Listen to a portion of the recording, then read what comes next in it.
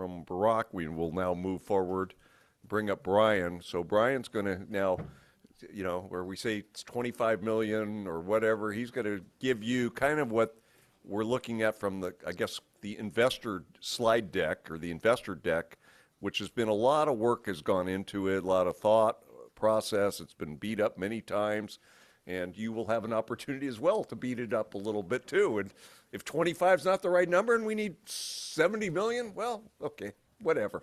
So it's now Brian, who's been just a great thought partner and just involved not only the JCC Association movement, but he's been involved throughout, go west. I know I was talking to him the other day. He was out in San Diego for a project with our Lawrence family JCC on the Jacobs family campus. He was involved with a project with us, and I know he works throughout the movement. So he's got a great cottage thing going. Cottage business, right?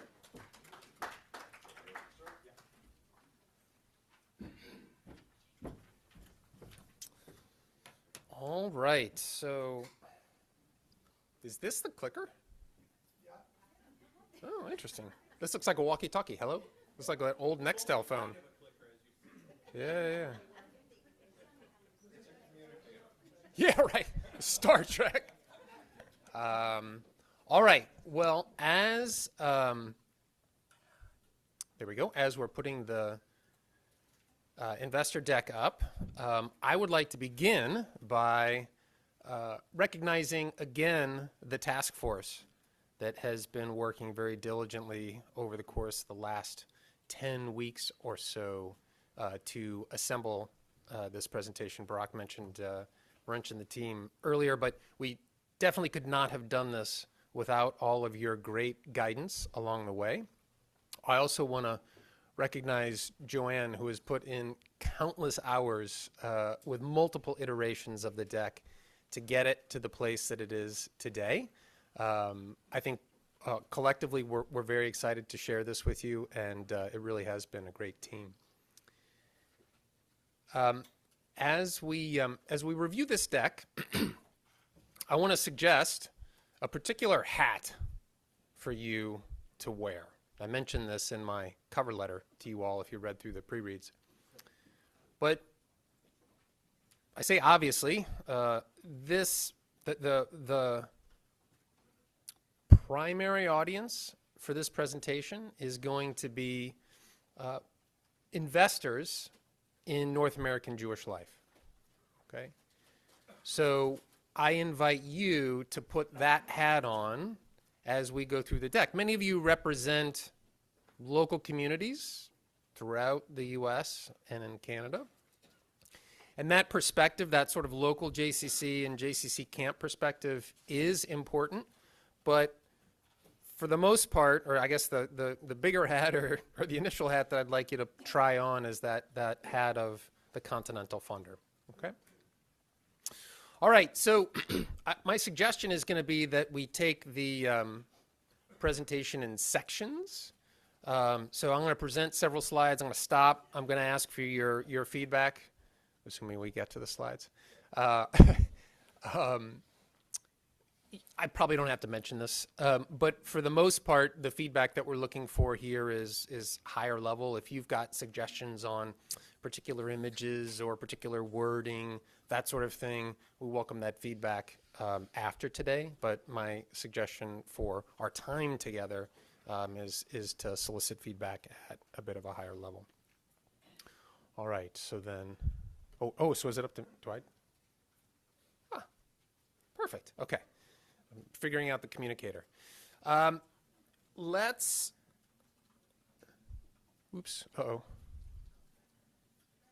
Okay, fantastic. Let's begin with the end. Okay. Your planning committee is convinced that this new strategy framework, backed by the necessary investment from the funding community, has the potential to enable the JCC movement to achieve its full potential as a platform for Jewish life in North America. Moreover, we're totally convinced that platform is a powerful agent for change in North American Jewish communal life. powered by JCC Association, delivered and accelerated by local communities and our partners.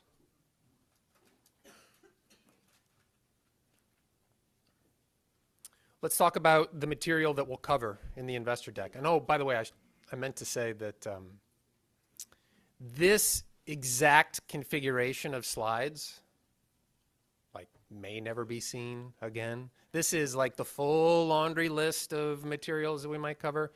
Of course, for particular audiences, we might customize this. You know, if we're going to present to a funder who's especially interested in professional development or Jewish peoplehood, we might focus on those slides and less on others. So just know that there's some modularity, if you will, to the presentation. But overall, here's what we'll cover. At the beginning, we want to talk about the JCC movement as a platform and remind you and excite you about the capabilities of this platform. We want to talk about why now.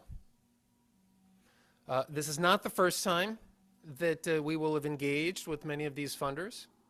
So what's different? What makes this moment special? Okay. We want to talk, of course, about the new strategy and the centers, with a particular emphasis on the outcomes that we believe that we can drive. Yes, of course, all of the changes in the programs are important, and that's exciting. But if we keep that hat on of the continental funder, we want to especially emphasize the return on investment and the outcomes that we think this strategy can generate.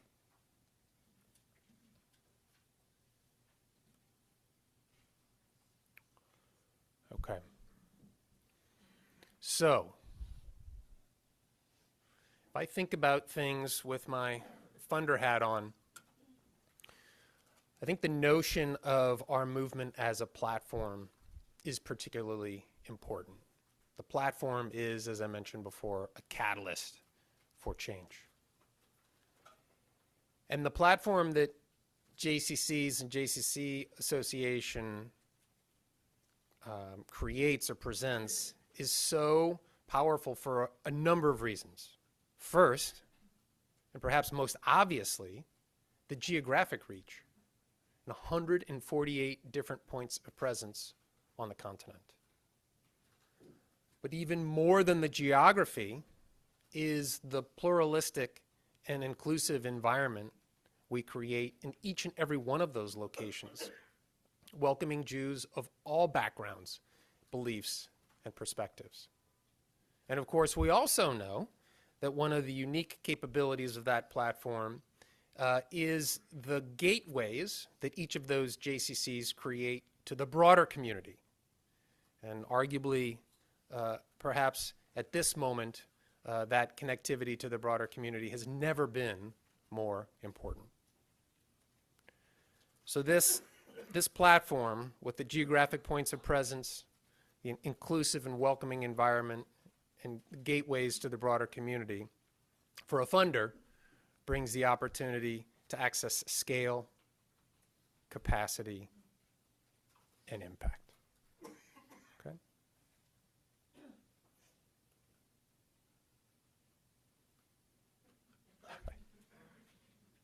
I hope this slide is overwhelming.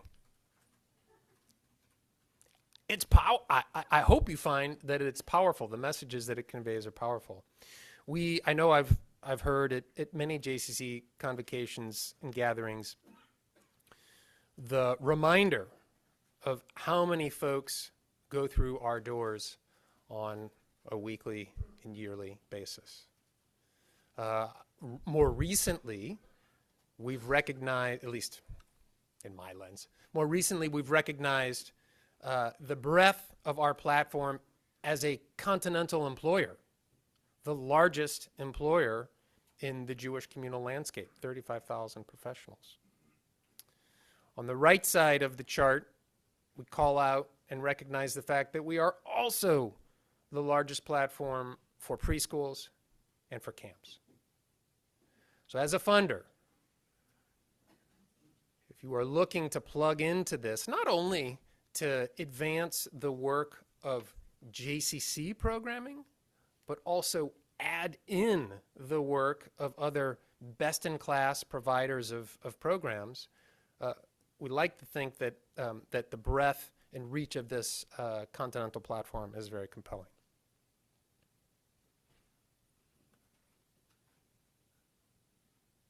Okay. Now, personally, I happen to be biased about the outcomes that are on this slide. Many of them come from benchmarking.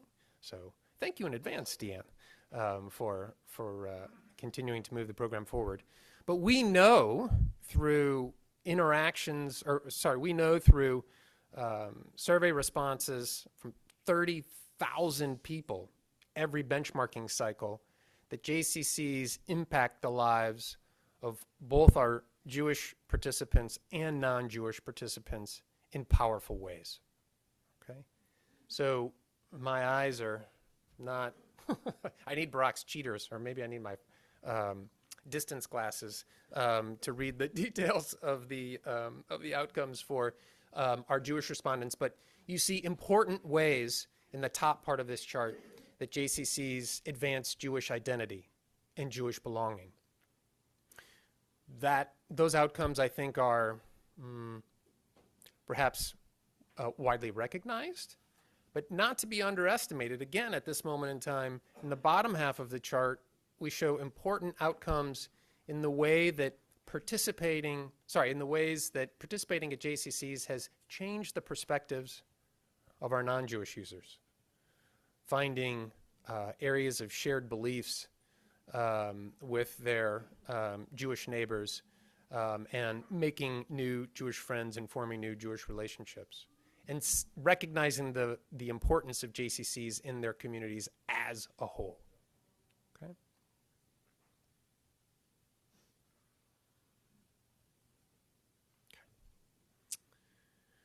So, arguably, now, more than ever, with all of the challenges that are facing Jewish communal life, with all of the unrest around the world, our communities need us. This is our moment. And we are ready. So let's stop here and pause. This was just the dramatic lead up in the investor deck. Feedback and questions on this first set of slides.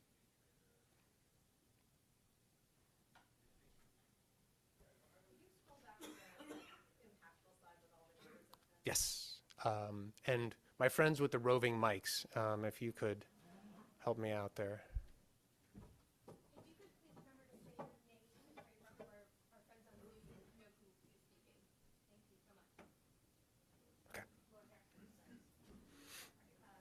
One before it. One more. The one, okay. the one before it. Very good. This one. Yes. Hi, it's Lori Sidman from Boston. So I think this is a lot. I Yes. actually think you can make it even more. Okay. So I think what you could highlight in a way is actually define it by your professional impact and your communal impact. Like, I think that there's an opportunity for you, because I think the fact that you're putting the 35,000 professionals in the same vein as the 500,000 kids that are going through the platform, like that, it's so important. You should make it even more pronounced. So okay. I would actually create some more subheads. Very good. Very good. Thank you. Other early reactions? Yes.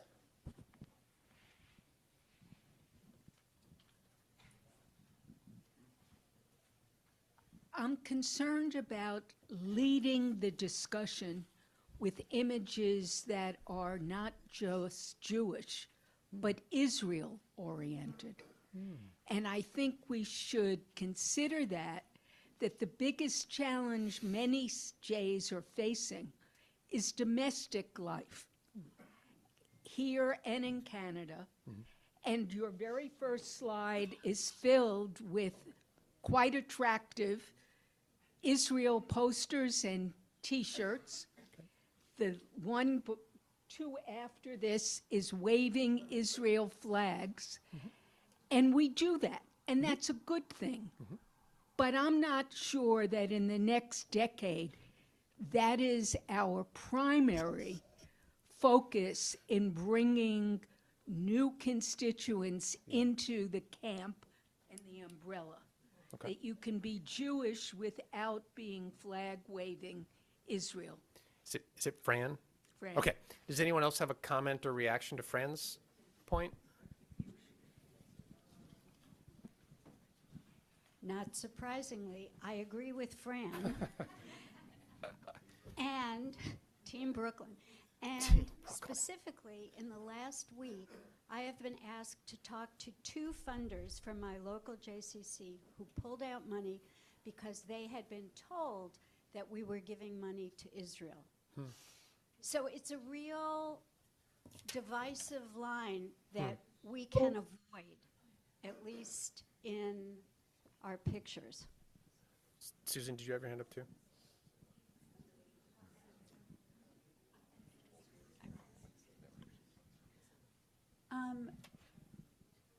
So I think the audience for this slide deck is going to be a proudly Zionist audience.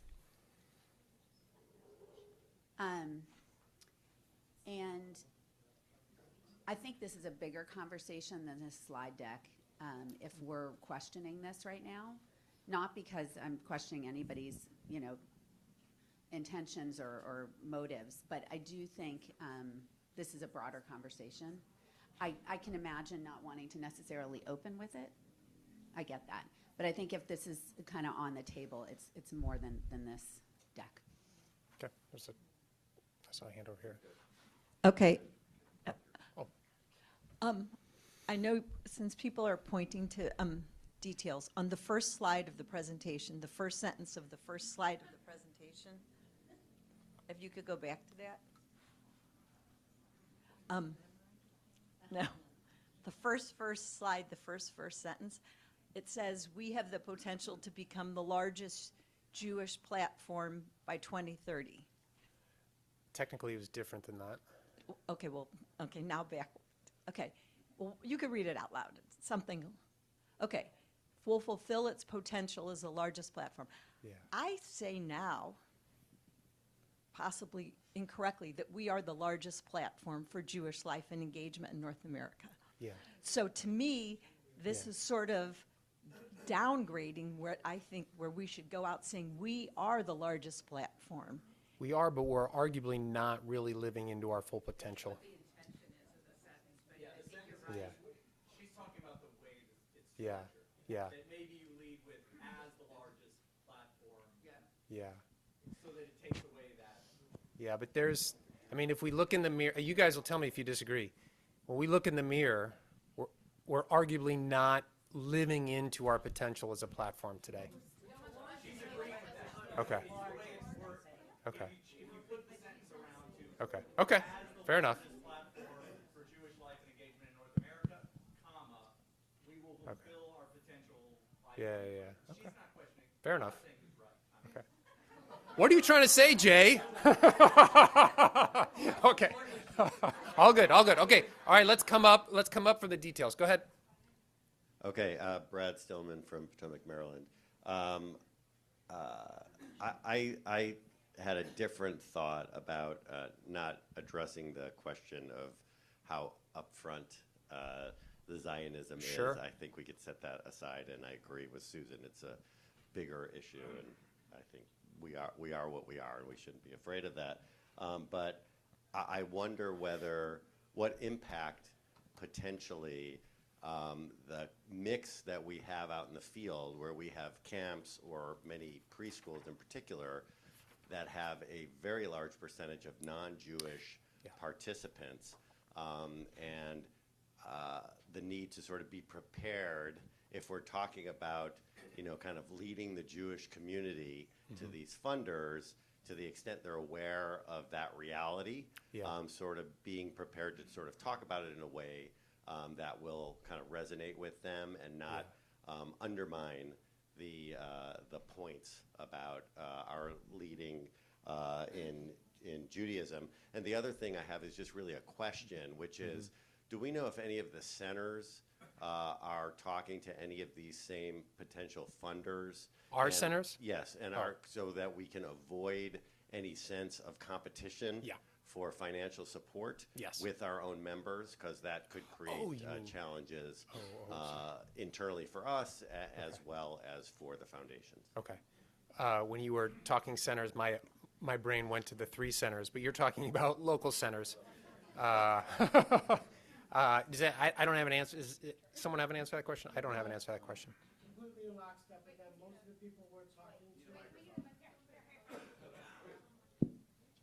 Most of the people we're talking to are funders who are not interested in funding local. And if they do, I'm very aware of that relationship with their local. One foundation said to me, we'll be very interested in looking at the plan, but we will want to know how it would impact our JCC, though, in our community.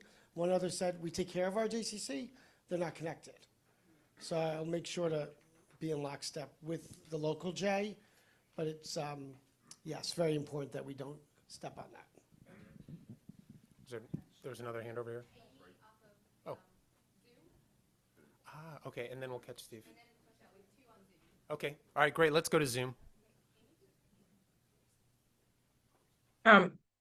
Oh, sorry. Can people hear me? This is Amy. I think that I recognize we don't want to get into the huge Israel conversation necessarily in this room, but I do think living Jewishly in North America should be something we're very proud about. And that includes the elements of Israel and why Israel is so important to our people, and standing up for what's happening in our own communities now.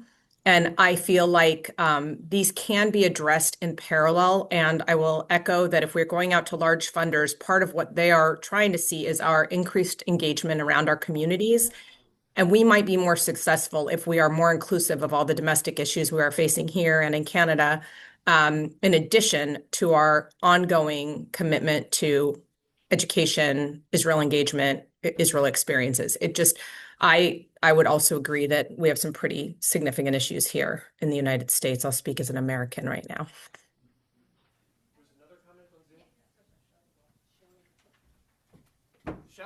Shelley, please go ahead. Okay, so similar to what Amy said, but maybe a slightly different take on it. And I know I've said this at every meeting. Our JCCs touch Jewish people, touch Israelis in Israel, but we also touch more non-Jewish people than any other Jewish organization. We are all about that collaborative world. Our membership, maybe other JCCs are different. Ours is probably less than 50% Jewish, but we build our best relationships with non-Jews at our JCCs. And it's our opportunity to really talk to those folks about Jewish issues, whether it's combating anti-Semitism, whether it's Israel. It's our place to put our best foot forward and display what a phenomenal community the Jewish community is, what Tikkun Olam really means. At our JCC yesterday, we had 700 people suffering from Parkinson's disease at a symposium. And many of those people aren't Jewish. It was a huge opportunity. And I think when we talk to funders, we shouldn't miss that point. It's an opportunity to be who we are. It's an opportunity for our funders to help us touch the non-Jewish community in a positive and productive way, and to show off what we as a Jewish community do for the whole world, Israel included, but the whole world. I think sometimes we forget about the great concentration of non-Jews that touch JCCs. Thank you. Let's go Andrew and then Steve. Andrew Levy, Toronto, Canada. Can we put the slide back up with the numbers for a second, Brian? Sure. Which set of numbers, Andrew? With all the numbers. Okay. The blue one. Got it. I don't know how I just did that. Seriously, that seemed like more of an American thing than a Canadian thing. Oh, hey, take off, eh? I apologize. No, sorry, the other one. The one with the 1.5, yeah, this one. Okay. So a couple quick things. One, Yes. just maybe I'm reading it. Just bring it out there. So when I look at these numbers and I see 1.5 million and then below it 500 through Maccabi, it looks like 1/3 of the people we engage through Maccabi. So I don't know if that's how you want it perceived or not. But That's what Sam told me. No, I'm just kidding. it may work for us, may not. So that was just the first thing. Sure. The other one, which as we think about our brand moving forward and how to change the way we're kind of perceived, if we can just go back for 1 second. I've lost. Right there. Okay. all right. So, and I get why. Like we lean into camps and schools because they naturally fit on the identity front very well, right? But many JCCs are still anchored by a membership group, which make up a substantial portion of the 1.5 million. And we don't really lead with that anywhere because it doesn't fit as well in the peoplehood conversation, or in the identity conversation. But the reality is, making a decision to go to a JCC, making a decision to join a JCC is a Jewish decision. And where we struggle locally, and I'm sure many JCCs who have a significant membership program that has a USP that's really strong in the fitness space, is we get perceived to be the YMCA or the local community center, right? And we're much, much more than that. And I just really would love us to be able to tell that story. And when we think about how we engage the non-Jewish community, what an incredible opportunity it is to show that membership is really about building community, and membership is really the gateway for a lot of people to building identity. And it seems to me like we're not even talking about that at all. Good suggestion. Steve. Yeah, Steve Reiner from New York. We're focused primarily. I think it is. You just got to. We're focused primarily on numbers here, and how do we address the qualitative side of the picture? Yeah. Because some of the comments we've just had speak to qualitative. Yeah. How do we fit that into this presentation in a way that speaks not only to numbers, but to the quality of the programs that we provide? Certainly. I think you'll see more of that in the second half of the presentation. Just early on, we're quantifying the reach and breadth of the platform. But stay tuned.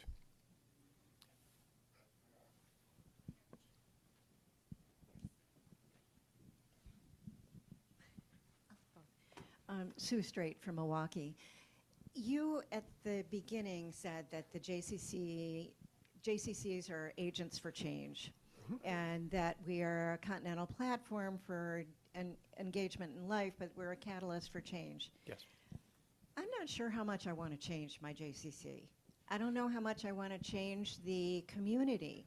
What I want to do is become impactful and lead them on whatever Jewish or non-Jewish journey they're on as a community.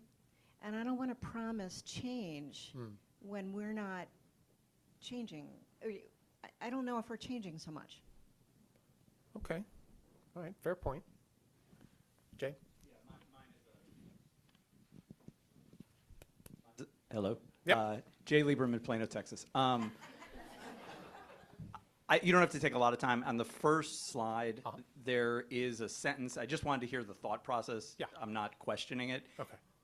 Years ago, when we would talk about our mission and what we do or whatever, I remember there was like a whole point about that the work is done by the JCCs, and we're there to support and amplify or whatever. And the sentence, the way it was worded, it says like powered by the association, amplified by the field. It almost felt like it was flipped from what I remembered us talking about. I'm not saying one. I just wanted to hear the thought process in that. Like, are we saying that we're the ones? Anyway, I think you get what I'm asking. Yeah, Jay, I'm going to say in 2 slides, there's an even sharper description of the role that we see for the association within the movement. Okay. All right. Anything? Oh, all right. Yep. Go ahead, Todd. And then maybe we'll get back to it. Todd Rockoff, Tucson, Arizona. Just to comment, I think as we get ready to go out, there are people who have ignored us, there are people who have listened to us, there are people who have heard us talk. And in 2017, we said there were 1.5 million people doing something. I'd love to see if we can pressure test that and get to like 2.2. Otherwise, it really does feel like we are just standing in mud. And I would just be cautious that somebody's going to repeat that back to us. Yeah. I could make a comment about how we got to the 1.5 for starters. But if we laid that out there, then... Right, exactly. Yeah. Yes. All right, Annette, go ahead. Hi, Annette Saxon from Baltimore. I've been on this board a pretty good while, and I've seen these numbers before. And to me, they're great numbers, and they say a lot, but it looks very much like same old that we've seen over the years that haven't really made that dent. I know that what we're going to do going forward with these numbers is going to be what's different and making the difference here. Yeah. But I don't see that. Maybe Yeah. it's coming later. I don't know. But this is the beginning. This is where you have to grab everybody. And I'm betting a lot of these groups, and I'm thinking as a funder, have seen this already and have heard this already. I feel like we're missing something here. I don't know if all of those proof points are in the forefront of their mind. At least having it as a touch point early on, I think can't hurt. We can certainly breeze through those slides if our audience is very familiar with them. But Annette, I agree, and this goes to the great debate of 10 minutes ago around our, where we are versus our full potential of really utilizing all those points of presence. So I hope you'll see in the subsequent slides what we intend to do with all of those locations and all of those folks who are part of our teams. It's been nice to see you, Brian, too, Yeah, after you so too. many years, Yeah. not having seen you and worked with you in the past. You bet. I'm like a bad penny. I just keep coming back. So, all right. Well, let's continue, shall we? Oh, yeah, right. No, that's extinct, isn't it? Yeah. Yeah, right. That doesn't have quite the same flair. All right. So I mentioned as I was going through the table of contents or the outline in an earlier slide that we need to talk about why now. Okay. Those funders that we're going to go speak with, I don't know, Annette, to your point, they may or may not know all of those proof points that were on our data slides, but I'm pretty sure that for none of them will this be the first time that they've talked to the association. So, what's different?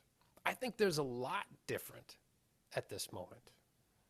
A whole new leadership team, as Barak has mentioned and introduced today. A brand new strategy that was the virtual front page headline on E-Jewish Philanthropy last week, padding Daniel's social media mentions. I don't believe the number. There's 1.5 million, Daniel, don't worry. The momentum that we have in terms of JCCs signing on to be partners with us. 90% of the field, I don't even remember the last time, and it had to be pre-pandemic, if ever, that we had 148 JCCs investing real dollars in being part of the movement. So that's a huge, important factor at this moment. And then also the work that you all have done of investing in this strategy and jump-starting our work. We couldn't make some of these hires and some of these early moves without your support.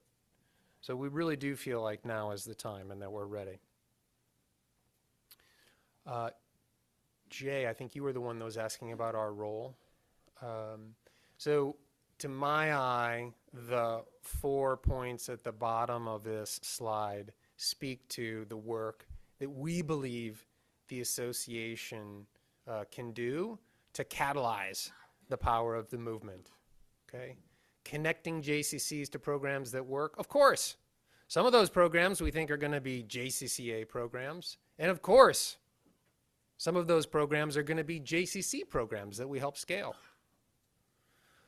Not to be forgotten, and I have a hypothesis that this will be important for all of these funders who are supporting other programs.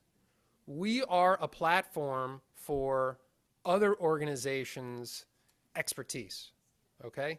Barack mentioned, I know, in Minneapolis, but I'm not so sure it's come up yet in today's meeting, that you get calls all the time from other organizations who are interested in partnering with JCC Association to bring programs out into our communities.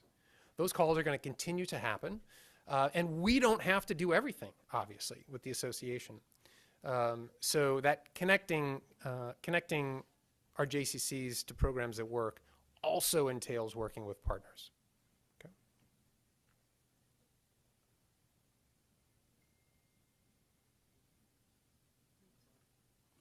I really want that one to soak in. Come on. Okay. So our 3 centers. I'm confident that if walking in today, you guys had a quiz on the 3 centers, everyone would get 100. So I think the centers are well recognized. I would invite you to take in the outcome and the impact that's listed underneath each center.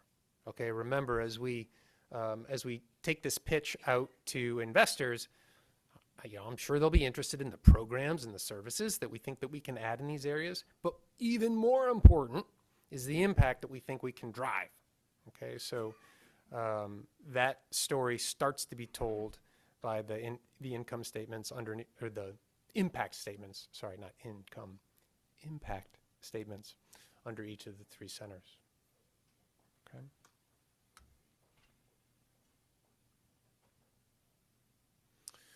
All right. This slide is an opportunity to introduce the reality that we are asking for $25 million worth of support in this plan for the next 3 years, to the comments before lunch around, well, maybe 25 is not enough. Most assuredly, 25 is not enough over the long term. This is not a once and forever, but it will be transformative if we can secure that for the next 3 years. The ROI on that investment are the points in the middle of the slide. ROI being return on investment. Okay. So now we go through the 3 centers. Okay. So changing things up a little bit here, headlining with the Center for Jewish Peoplehood. The impact statements that we want to talk about here are driving Jewish identity, increasing Jewish pride, strengthening bonds throughout the global network of Jewish communities around the world. The programs in this area, on the next slide, many of these programs are already strong and vibrant today.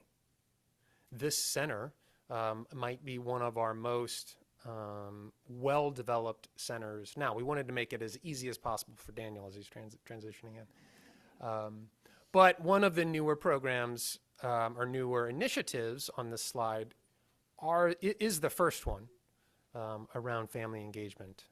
You've heard Barack talk about his plans for that in Minneapolis at ProCon and other venues. The next slide shows the investment associated with the center in general. And those of you who were a part of our call in December, we at least looked at these numbers at a high level, so you saw how the investments break out between the 3. So we have a slide like this for each of the 3 centers, breaking out staffing from other programmatic initiatives. If a funder was really interested, of course, we can provide some additional detail, but just in terms of an introduction, we're keeping things simple in the slides.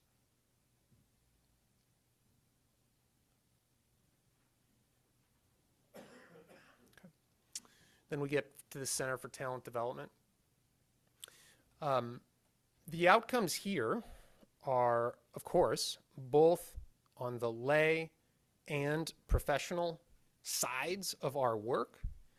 And our desire is to build a true pipeline of leadership and support our team members, again, whether they're lay and professional, through each step of that journey. Okay. Also, as Barak talked about, the Merkaz, the new training center, we really feel like that can be a very special asset for the organization as we do this work. As you look at the services or the capabilities that we see in this zone, one logical question that we anticipate could come up, whether with funders or other stakeholders, is, hold on a second, aren't there other organizations in the Jewish communal world that are focused on talent development? The answer to that question is, of course, right? Like, and we've already talked about the great work that Leading Edge does. And we're already partnering with Leading Edge. And we look forward to continuing to do so. And at the same time, if you'll remember from the platform slide, we are the largest employer in North American Jewish life. So it just makes all the sense that we have enough mass to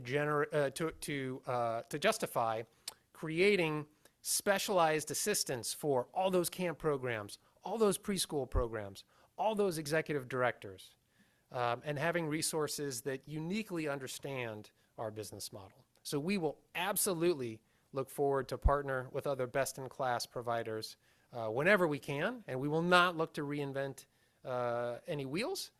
And we feel like there's plenty of opportunity for us to offer specialized services to our field.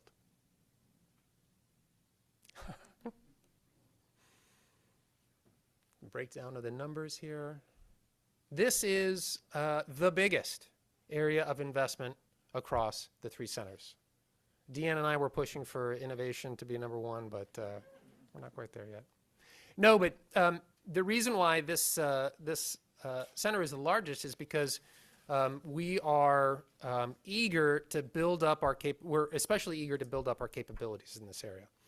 We talked about the need to build up Sheva, just as one example of many. We also talked about today the importance of better supporting our camps. Okay, so there are lots of opportunities like that that will require significant investment.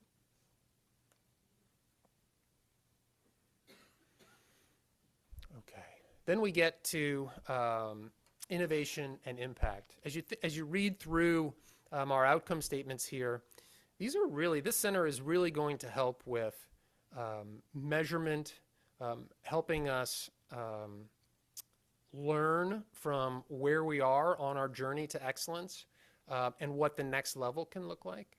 This center will help us communicate our impact more broadly and be more effective in telling our story. And we are confident that we're excited in the ways that this center will help our movement make the most of its resources and take advantage of the scale that we have in procuring services and products, et cetera, so that our JCCs can operate in the most efficient way possible.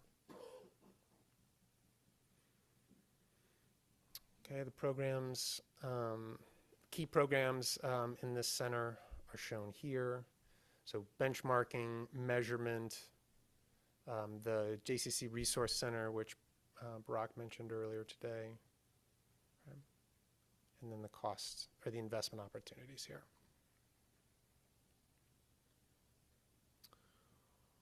All right, so these center slides break down what changes we think that we can, or what improvements we think we can drive in North American Jewish life, the programs and services that will power them, and the investment that's required to make them happen.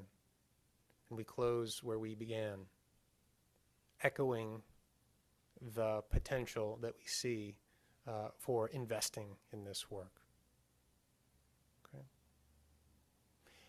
So that's the end of the main presentation. There are several detailed slides that Barak and others can have in their back pocket, so to speak, as are helpful. So we list all of our communities. I think we have, yes, our presence on bases. And our programs in 4.5-point font. And waiting for, yes, that's what I'm waiting for. Fran. Without any comment on fact in the presentation. Okay. I'm struck by how I am struck by how, quote, old-fashioned the slide deck is. Oh. In that the world has moved to motion and visuals that are different. Now, I don't know how this is going to be presented to each funder and what mechanism. Yeah. Is someone coming in with their iPad and saying, I'd like you to look at my slide deck? No. Because no. that's not it. So what is the purpose of the slide deck? Yeah. How is it going to be used? Yeah. And can't you make it 21st century? Ooh. Oh, well, all right, Fran, you're on the tech committee now. But in general, I think the use case, if you will, of the deck is going to be, Brock's going to be having a conversation with these funders. And the main delivery is in his communication with funders. And the slides are proof points, reference. I'm not even, I don't know if he'll have it on a screen or if it's going to be on paper. But the real conversation, I think, is going to be what the team in the room has live. Okay, Brock, you can comment on that if you imagine something different. Okay. I will comment and let other people comment. Very good. Let's go up front.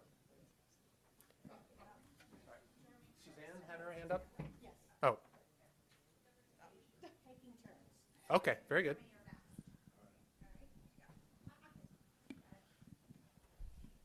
Can we go back to the talent development slide? Sure. I'm not sure if it was the investment goal slide or maybe there was one after that, I Okay. think. Sure. We'll make our way back. Oh, I'm Suzanne Albin Tucker from beautiful Westfield, New Jersey. Bedroom community of Manhattan. Like this one? Go forward. Is there one after this? Nope. Okay, so then this is the one, right? So here what I see is we've talked about, I'm going to put in a plug for lay leadership here. Yep. We talk about investment areas here, and it says center staffing growth. That's not lay leadership. Training center, that might be, I'm not sure. Field wild learning might be, I'm not sure. And JCC business support. And so if we're talking about we're making an investment in lay leadership, we should be showing that Sure. in the end. Okay, fair enough. Fair enough. Jeremy, did you have your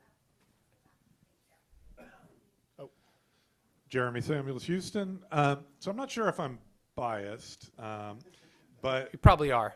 To me, my perception is that donors care more about the Center for Peoplehood than they are about the other two centers. And to me, it seems like innovation and talent centers are there to support peoplehood. Like I would think that most people that are going to donate to this are doing so because they see challenges to Jewish peoplehood. To me, that's like our reason for existence, is to grow Jewish peoplehood. And so I'm wondering if there's a way to frame it differently, to focus more on Jewish peoplehood and focus on the talent and the innovation as a necessary support system to support the growing in Jewish peoplehood. And then getting back to the comment I made before, I think we need to include other fundraising in this. I don't think the number needs to be big. Sorry, your time's up. Yeah. Andrew Levy, Toronto, Canada. Jeremy's time is now up. I don't think the number needs to be bigger than 25 for the sake of making it bigger, but where we're already doing fundraising for Maccabi, for Elevated, for other areas where the JCCA is doing work, I think we need to include those numbers in this proposal. Because I think it looks weird to say that Jewish peoplehood is such a small percentage of what we're raising here, but it's really not a small percentage of what JCCA does. That's a great point. Great point. Do we want to go to the back or? So, I'm sorry. yes? Oh. Okay, so I'm actually in the exact same place he is. So Okay. when I was adding up the numbers, that's where I was struggling. I think Jewish Okay. peoplehood is our greatest investment. Okay. I'd love to see, and I know we've mentioned the deliverables.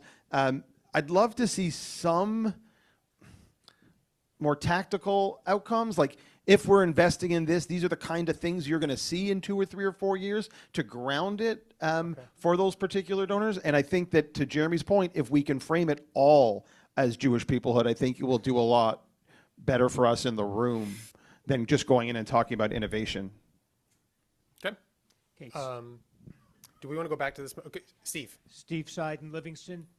And I'm sort of where Andrew is. To me, the deliverables are all JCC focused. If I'm a funder, I want to know how I'm changing the Jewish landscape. And everything seems to be not broad enough, not big enough as to what we're trying to get funding for. Okay. Who's next? Phyllis? Phyllis Tabachnik, Chicago. I think that in response to that, the way we were thinking about it at the task force was that innovation and development is such an important thing to so many of these funders who have sunk so many big bucks into programs that haven't really had the bandwidth to execute on them, that our actually making those ideas fundamental to what JCCs are going to be able to do and bring and talk about, I think was part of why innovation became its own thing.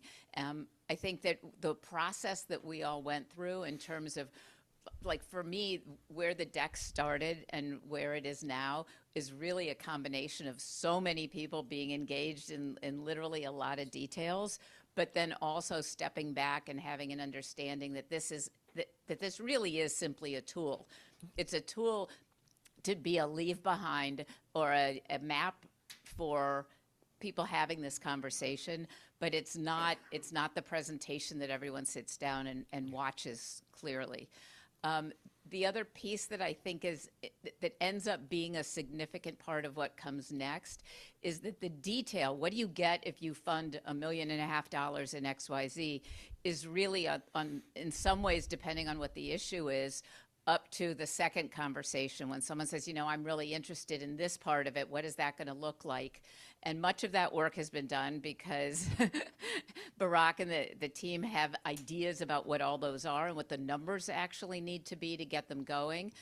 But again, you got to remember that it's very low staff versus the amount of volume that we see, and the ability to be flexible. And the funders get it, even if it's news to some of us in the room. The funders understand that we're talking about bringing together a lot of disparate pieces from all over Jewish communal life.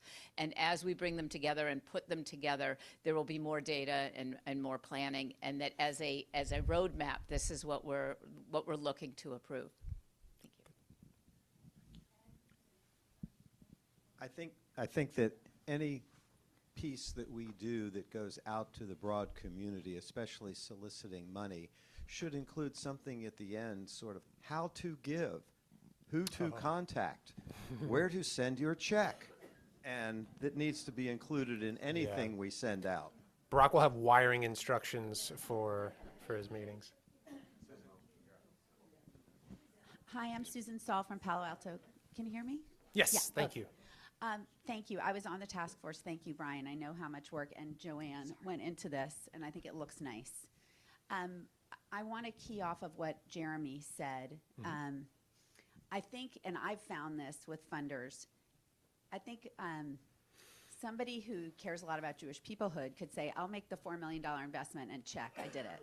And so I think we have to be prepared, or you have to be prepared, Barak, to frame or talk about what does a comprehensive investment in this mean, and that if they only were to fund that, it actually wouldn't get us there because of how these pieces intersect. So I think that is a risk of separating it into these buckets where peoplehood is a smaller number and talent is such a bigger one, that someone could feel like, or a funder could feel like, I'm meeting my mission. And also to Stephen's point, somehow we got to get in here, what is the impact on the on the Jewish world? And I know the words are here, it's not coming through right this minute, but because it does, it's like we have to do all these things for JCCA, and your money will allow us to do these JCCA things, and we've got to like nail that, and this is how the world will be better part. And I know we have it. It's just like bringing it out in a way that has a heart impact that I think we have to add. The only other thing I was going to say is sometimes what I've found in these meetings is people want specifics, and it could be a backup slide. What is people versus program? And I think the vast majority of this is people, right? I mean, we call it different things, but the vast majority of what we're funding is really humans. And so either saying that up front or having that in the back so that that's clear. And it doesn't feel like when we have those breakout slides where there's three things that it's, because most of it is people, I believe. And that could be some of the detail that like Phyllis was talking about is for the second meeting or subsequent conversations. Is that Michael going next or, oh, Jane? I was basically going to say the same thing several of you are saying, but on the slides that it makes it very clear. It sort of relates to what we were talking about, I think, before lunch about where the primary funding is people, but we don't even have any programs in here. And so it relates to what some of you are saying is what are we going to accomplish by 2030 when it looks like, and because you have the detail for each of the three areas, and it's almost all staff, it does raise the question, well, where's the money coming from that what the staff is going to produce that's going to create the change that we're hoping to see? It just seemed it's a little more visible here. We had it in our advanced board materials, but again, when you see it pretty much all in the staff line, then you have to sort of say, well, I mean, a funder might say, well, where's the money coming with what they're going to accomplish? Okay. So, Jane, in your mind, the listing of the deliverables in each center that's not coming through? But also, and I'm saying more than that, the money that's going, because really all we're putting in there is the staff, primarily it's the staff time. But in order to accomplish. But they are doing this. Deliverables, where's the money going to come besides the staff? It's not all just. There's actually a fair amount of funding for technology, for marketing and branding. We may need to pull out those differences for conferences. It's all in there. We just may need to show it a little bit differently. I want to just provide a slightly different perspective. A stronger talent pool at JCCs is our outcome. Building a pipeline of talent, developing lay leaders and professionals, that is a JCC Association outcome. Jewish peoplehood is a JCC outcome. Our talent investment is to help JCCs build peoplehood, and we need to think about it in that frame. If we look at Barack's slide earlier, showed headcount over the last number of years. You can see that peoplehood is where we have the biggest headcount. It's where most of our budget currently is. And so while the increment that we're asking for is more in talent, when we add them together, you'll see that that talent is just catching up to peoplehood in headcount and budget.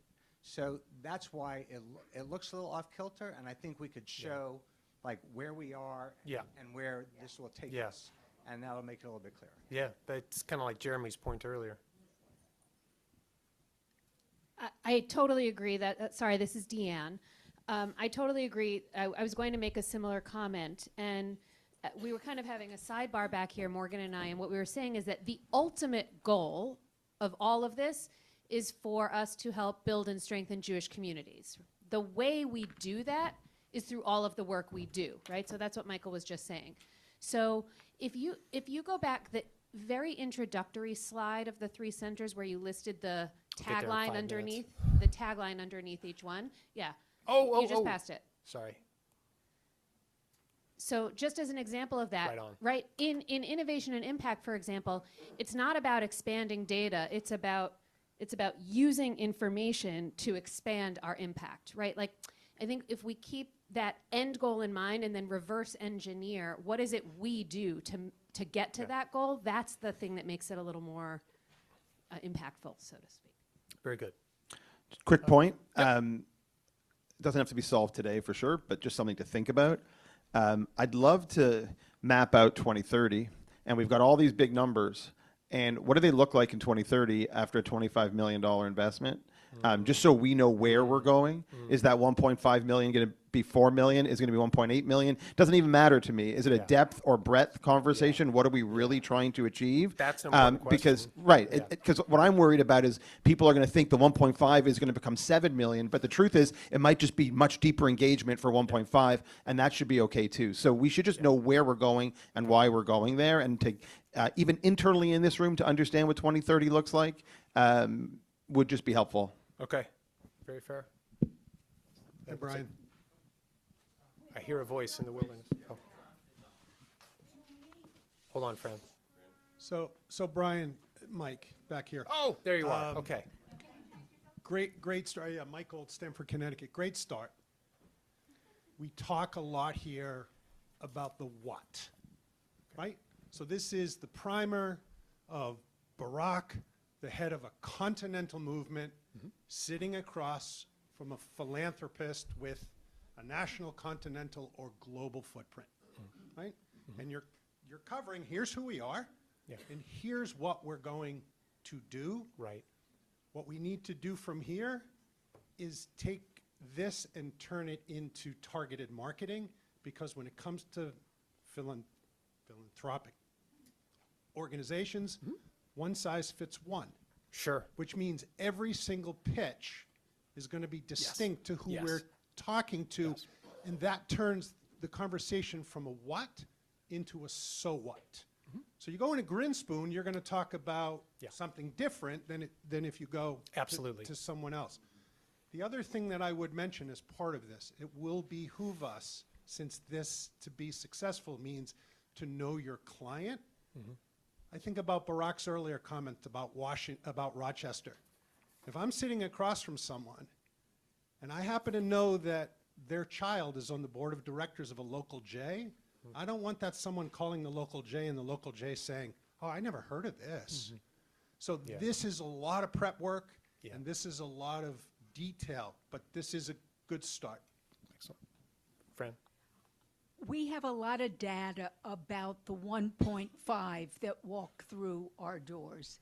And I agree, we must update the 1.5, because that number arrived with Daron's first meeting to this board a long time ago. I'd like to know the breakdown by age group. That is children under 15, young adults to seniors. The reason I'd like to know that is that some of these areas affect specific cohorts of people.